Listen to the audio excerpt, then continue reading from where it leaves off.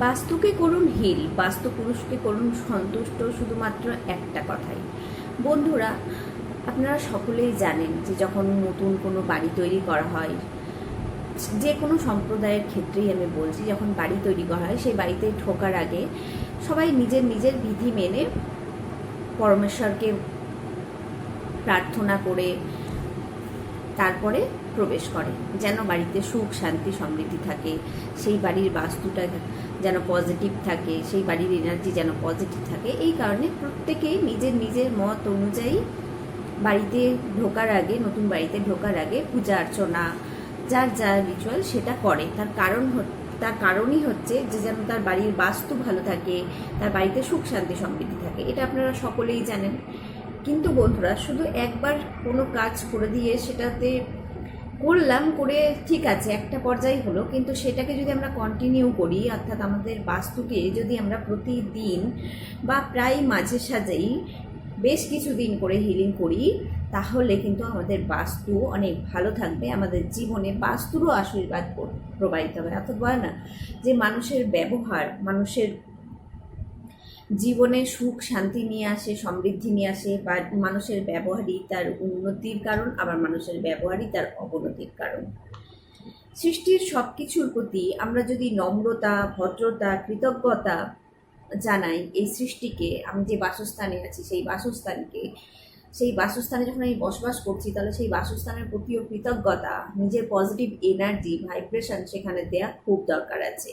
তাহলে দেখব যে আমাদের বাস্তু কিন্তু যতই চারদিকে যাই থাক না কেন, তবু আমাদের বাস্তু আমাদের সপক্ষেই থাকবে, অর্থাৎ আমাদের বাড়িতে সুখ শান্তি সমৃদ্ধি থাকবে।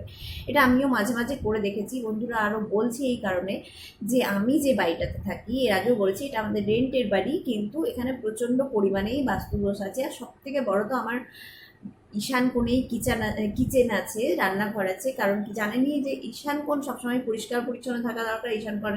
ঈশান কোণে কোনো রকম পায়খানা, বাথরুম, রান্নাঘর এগুলো থাকার কথা না, কিন্তু আমাদের আছে। তার সত্ত্বেও আমি যখন আমি বুঝতে পেরেছি যে হ্যাঁ এগুলো আছে, কিন্তু যখন আমাকে এখানে থাকতে হবে, তাহলে সেটাকে কি করে ঠিক করি, তখন আমি নিজেও এইভাবে বাস্তুর হিলিং করতে শুরু করেছিলাম। তো আমি সেটাই আপনাদেরকে আজকে শেয়ার করছি।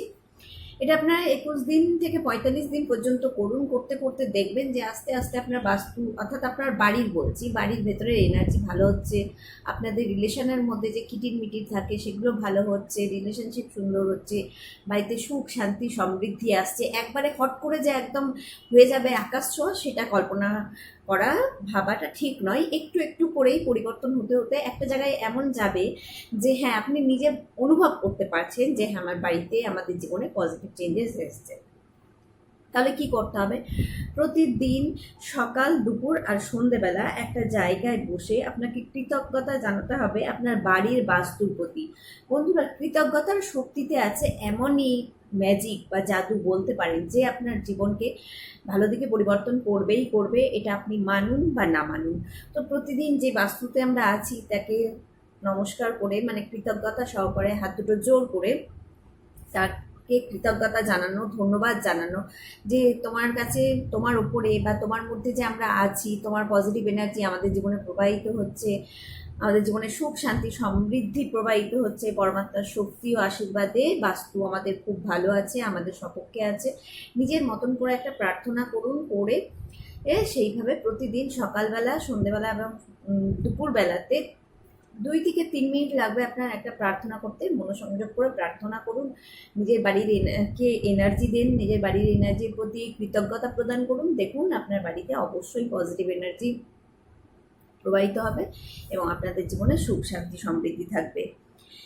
পরমপিতা পরমেশ্বর বাস্তু যেন সবসময় আমাদের ভালো থাকে, তার জন্য সদাই যেন আপনি আমাদের জীবনে আশীর্বাদ প্রবাহিত করুন। এইভাবে কিছুক্ষণ চোখ বন্ধ করে 1-2 মিনিট প্রার্থনা করুন, করার পরে আপনি থেকে যান।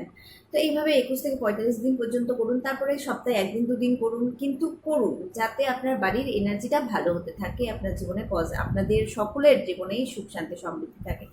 আজকে এতটাই। সকলে ভালো থাকুন, সুস্থ থাকুন। আমার ভিডিওটা যদি আপনাদের উপকারে লেগে থাকে তো অবশ্যই আমার সঙ্গে থাকুন।